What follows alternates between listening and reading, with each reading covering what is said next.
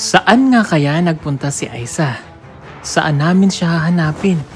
Sa pag-alis niya dito sa PB House. May dumaan sa wala, hindi pa yung CCTV. Hindi pa yun naikabot eh. Hindi dyan kita, dun dumaan sa may tabi.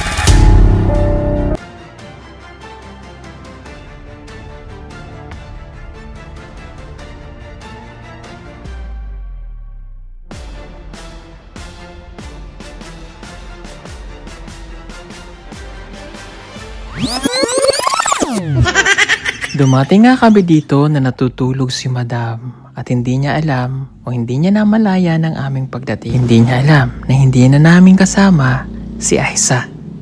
Kaya ito ang aking ginawa. Babayan, natutulog si Madam sa taas nang dumating kami. Ipaprank natin siya. What? So kung wari, si Aiza ay nandito natutulog.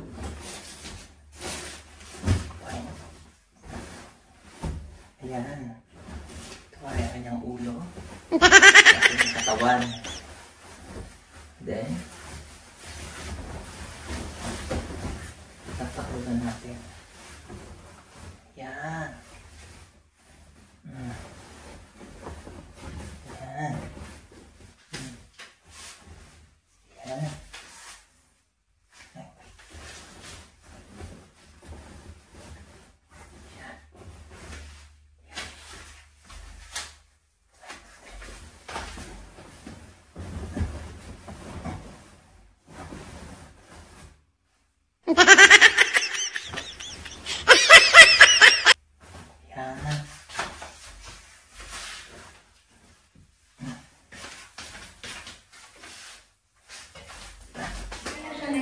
Day, si Aiza. Hindi, si Aiza muna pakainin mo. Pagin mo sa ano.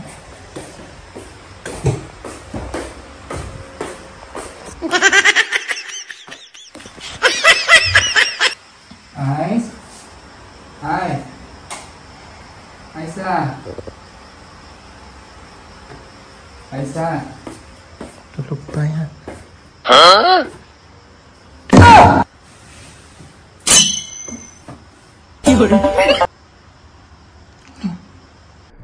Pero saan nga ba napunta si Aiza? Ito po, panoorin po ninyo. Good morning po. Ayan, good morning mga kababayan. So ngayong araw po ay dadaling ko muna sa Dr. si Aiza. Tingnan natin siya dito sa baba. Aiz! Alis na kayo. Aiz! Dito sa banyo. Yung tsinelas niya kaya? Pinipalitan ko. Nakarebi na siya. Aiz! Halika. Maluwag? Maluwag sa'yo?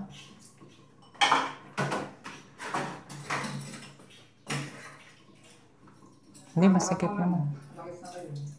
Aiz! Okay, pupunta tayong doktor ha? Okay? Kasi pag dito tayo sa bahay, nahilo ka? Okay ka lang?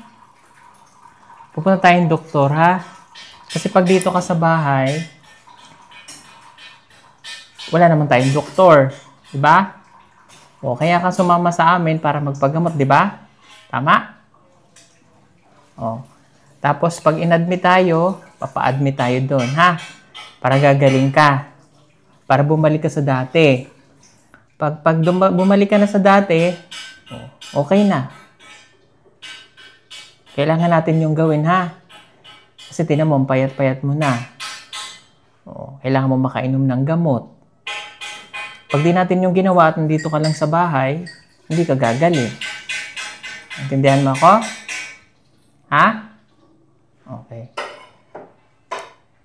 Halika na. Alis na tayo, ha? Aiza, alis na tayo. Halika na. Tara. Meron siyang bimpo? Ano pang bimpo? Sige, kukuha ako doon. Tayo ka dyan, tayo. Wala siyang bimpo.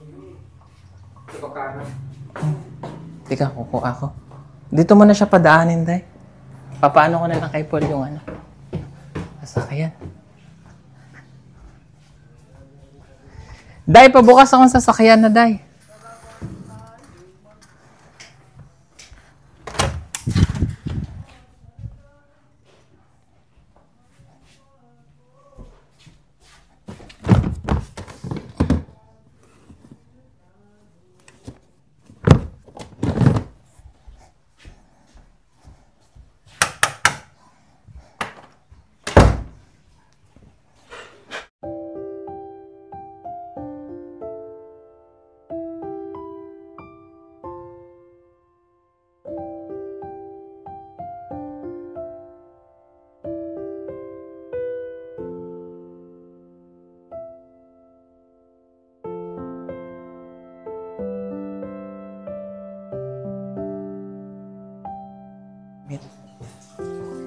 Halika na, ay. Mahirap yung towel mo. Kunin mo yung towel. Yan, pamunas mo, ha. May yung tubig niya pala. Ito. Halika na. Halika na, ay.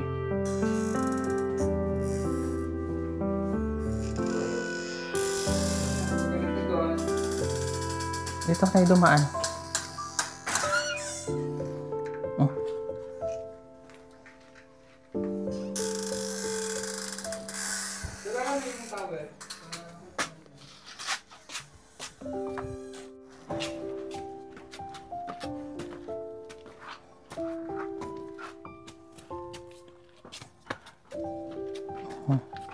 Teka.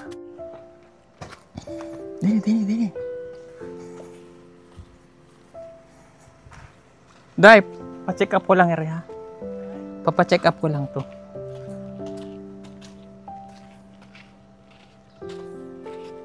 Asan na ba yun?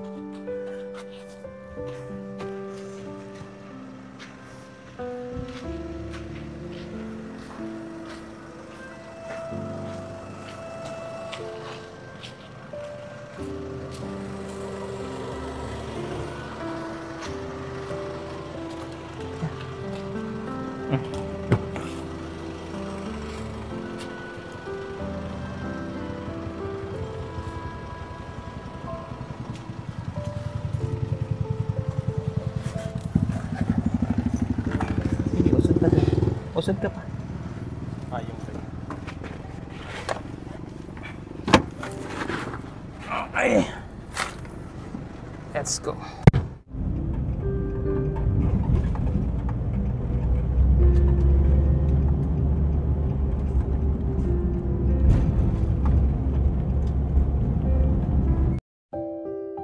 At dito nga po namin dadalhin si Aiza sa Castellones Psychiatric Home Care and Rehab Center. Ito po ay pinagdalhan nga po ni Kia at si Kuya Eli po yung nagsabi sa akin na dito na rin namin dalhin si Aiza. At sa pagkakataong ito po ay ini-explain ko na kay Aiza na kailangan namin siyang ditong madala upang lalo po siyang gumaling. Yan. No, may bibili lang kami mga gamot mo. Mamaya bibigyan kami. Pabalikan ka namin pag okay ka na, ha? Naintindihan mo? Oo. Diba kinukwento ko sa si Kia?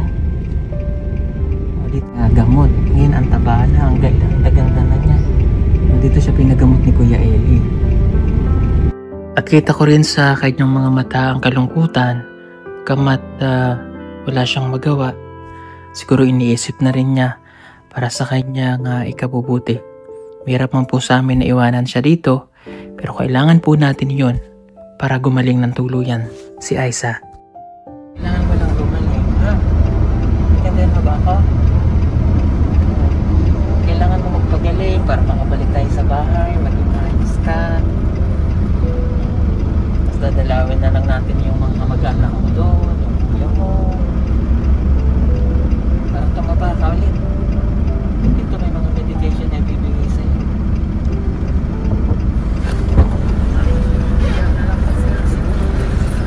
Ayun na ako kaya ako punta sa Vegas. Matapos ma-explain kay Aiza ang mga plano namin para sa kanya, ay nag-fill up na po ako ng mga form na kailangan bago po siya i-admit. Napakadali lamang ng proseso dito At kaagad naman po kaming nakapag-proceed para siya ay maipasok dito sa rehab. At ipinaalam ko na rin ito sa kanyang kamag-anak, sa kanyang kuya, na si Aiza ay aming inadmit para dito na siya matuluyang gumaling sa rehab center. Napakahirap ng sitwasyong ito mga kababayan dahil wala naman talaga siyang kamag-anak na malapit sa kanya dito para siya ay matulungan. Yung pakiramdam na parang nag-iisa ka ngayon sa pagsubok na iyong haharapin. Pero gusto po naming iparamdam talaga sa kanya mga kababayan, hindi siya nag-iisa sa labang niyang ito.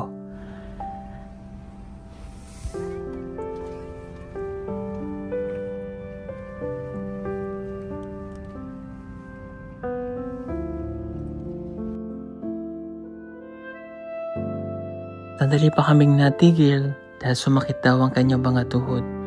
Ito'y epekto po ng mga kababayan na wala talaga siyang nagagawa roon sa bukid. Hindi siya nakapaglalakad at laging nakakulong doon sa kubo.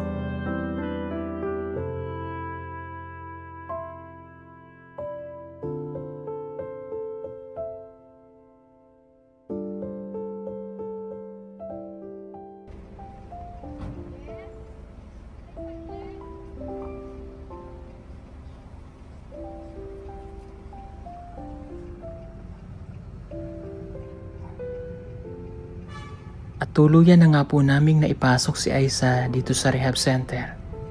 Pero babalikan pa rin po namin siya dahil kailangan po namin bumili ng kanyang mga gamit.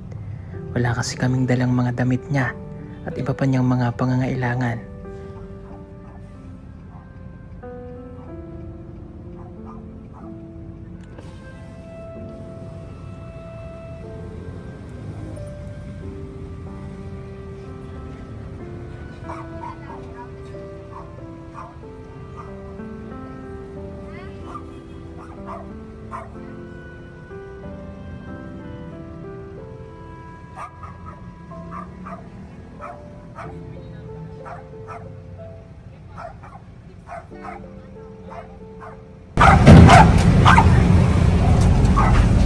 So, ayun mga kababayan, i-admit natin dito si Aiza. Kung saan din nila si Kia, thank you kay Kuya Earl kasi siya po ang nag-recommend sa akin dito. So, iniwan na natin, dadala na lang natin siya ng mga gamit na kailangan niya para po yan siya for 1 month. So 40,000 po yung bayad and wala pa naman dun yung ibang expenses like gamot, ano pa yung mga kailangan. So bibila muna namin siya ng mga anything na kailangan niya po na mabalik natin dito. Then after 1 month balikan natin, tingnan natin yung improvement na nangyari sa kanya and then okay na, ganun lang. Okay, September 20 ngayon, October 20 babalik tayo dito para sa progress. Okay, let's go. At dumiretso na nga agad kami sa isang mall dito sa Davao City para makapamili ng mga kailangan niya. Bumili kami ng mga gatas, sabon, at iba pang mga personal hygiene na kailangan niya dito sa loob. At dinagdagan na rin namin ang mga damit. So yan po mga kababayan, nandito na ulit kami dito sa rehab, no? Para po kay Aiza. So binili lang namin yung mga gamit po na kailangan niya. Meron natin yung mga damit, good for 1 month, pero kada week naman maglalabas sila dyan. Tapos merong biscuit and tuwalya, toothpaste, may gatas yung nabili nung ano doon po. Tapos follow up na lang natin kamusta siya, ganyan.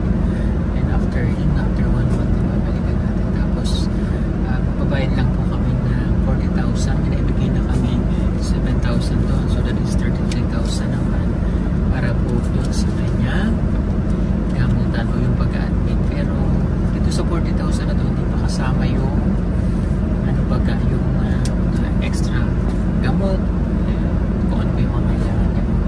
So ang importante lang doon ay gumaling po siya, maging maayos si Aiza, makalabas po siya ng maayos. Excited ako na makita siya na malabas na maayos na ulit siya. Ibabagi po namin yun sa inyo. So, ganun talaga, no? Kung hindi natin siya tutulungan, hindi rin naman siya gagalit. Kung hindi natin siya alisin doon sa bundok, kung hindi natin siya inalis doon, hindi rin siya gagaling, no? Malaki man yung gastos, okay lang po. At ito naman po ay sa pagtutulungan nyo po, sa panonood nyo po, hindi pag-skip ng ads, malaking bagay na po ito ay tulong nyo po sa amin.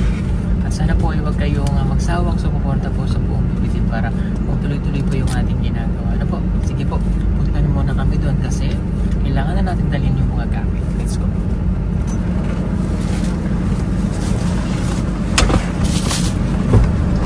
Face mask din. Meron dyan din. Dito din. Kasi yung walang face mask.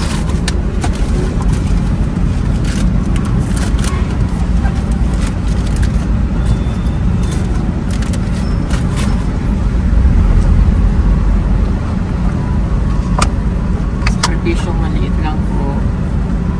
Pero kaya naman.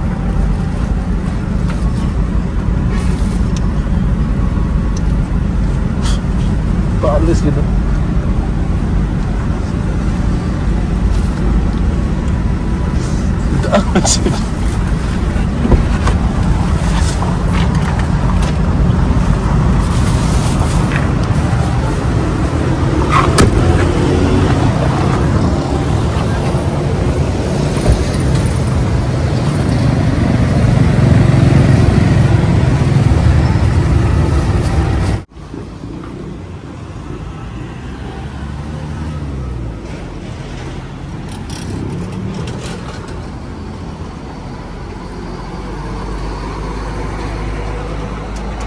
Sa pagkakataong ito po mga kababayan ay inaantay na lang namin na buksan ang gate dahil bawal pong magpapasok na sa loob. Kaya dito lamang po kami sa labas. At habang inaantay po natin to, gusto ko lamang pong pasalamatan ulit kayong lahat mga kababayan sa walang sawa nyo pong suporta sa buong Pugo Biyahero. At kung hindi po dahil sa inyo, hindi po natin may pagpapatuloy ulit yung mga ganitong gawain. Okay, nandito na po at kinuha na yung mga gamit na kailangan, yung mga damit, mga pagkain, at mga personal hygiene po na kailangan po ni Aiza dito po sa loob. At kinamusta ko na rin si Aiza kung kamusta sa loob at ang sabi po niya ay natutulog at nagpapahinga na po si Aiza. Yan, ako po ay excited na makita siya na makakalabas dito na magiging maayos ang kanyang kalagayan. Excited ako na makita siya nakangiti, nalalabas dito. Excited ako na nakita siya ng mataba at ang kanyang pag-iisip po ay nasa hustong o tama na siya yung pag-iisip niya, yung bang wala na siyang ibang isipin kundi makapagsimula ng kanyang bagong buhay, bagong pag-asa na malampasan niya itong pagsubok na ito. At magaan na rin po sa aking pakiramdam na kahit paano ay nabawasan din yung aming iniisip ng team. I know, isa nga po itong napakalaking responsibilidad. But tao kumbaga ito rin nating pamilya na. Hindi man natin siya kadugo, hindi man natin siya kaano-ano yung palagi ko pong sinasabi, pero kahit naman po sino, makita mo yung isang tao na alam mong gagaling pa at may pag-asa pa. Kaya kung hahayaan lang natin anong buhay ang mag-aantay sa kanya, kung di natin siya kukunin dun sa lugar nila sa bundok, anong buhay ang mangyayari sa kanya? Maring kung hindi kami dumating doon, pagpalagay natin na 3 buwan ulit, 4 na buwan, 6 na buwan ulit kaming hindi makarating. Paano kaya si Aiza? Niisip ko, buhay pa kaya naman siyang daratnang doon? O ano pa kayang mas matinding itsura o sitwasyon na dadanasin niya? Kaya napakalaking tulong po nito mga kababayan na meron tayong ganitong platform. Saan man sulok o kasulok-sulukan ng bundok yan na nararating po namin ng team. At isa rin po yun sa pinagpapasalamat ko palagi na palagi po kaming naliligtas. Salamat sa Diyos, salamat sa Panginoon na binibigyan kami ng lakas para magawa po ito palagi.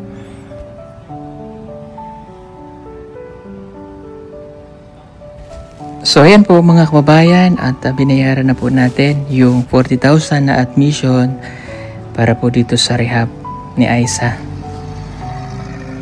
At sinabi rin sa akin na sa October 20 babalikan si Aiza, pero pwede naman po namin siyang kamustahin sa pamagitan po ng pagtawag. At subukan natin, baka pwede nating madalaw sa mga susunod na linggo para matingnan po natin ang kalagayan po ni Aiza.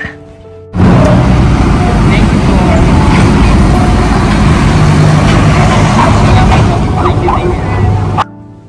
So yun po mga kababayan, marami pong salamat sa inyong lahat again.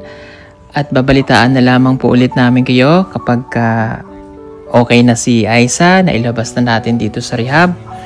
And alam ko excited din po kayo na makita ang mga pagbabago, improvement po kay Aiza. Pero wag po kayong mag-alala at gagawin po natin ang lahat ng ating makakaya para po mapabuti ang kanyang kalagayan. At sa pamilya po ni Aiza, mapanood nyo man po ito, wag na po kayong mag-alala. At gagaling na po si Aiza dito. At makikita nyo po yan, ipapakita po namin sa inyo kapag maayos na po si Aiza. Maraming salamat po uli sa inyong lahat, mga kababayan. God bless po sa inyo. Bye-bye po. Aiza. Tulog pa yan.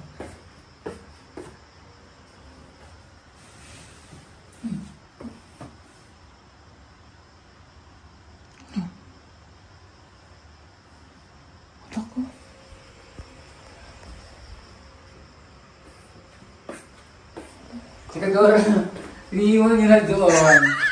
Ang gulat ako eh. Iniiwan niyo na. Hindi nga.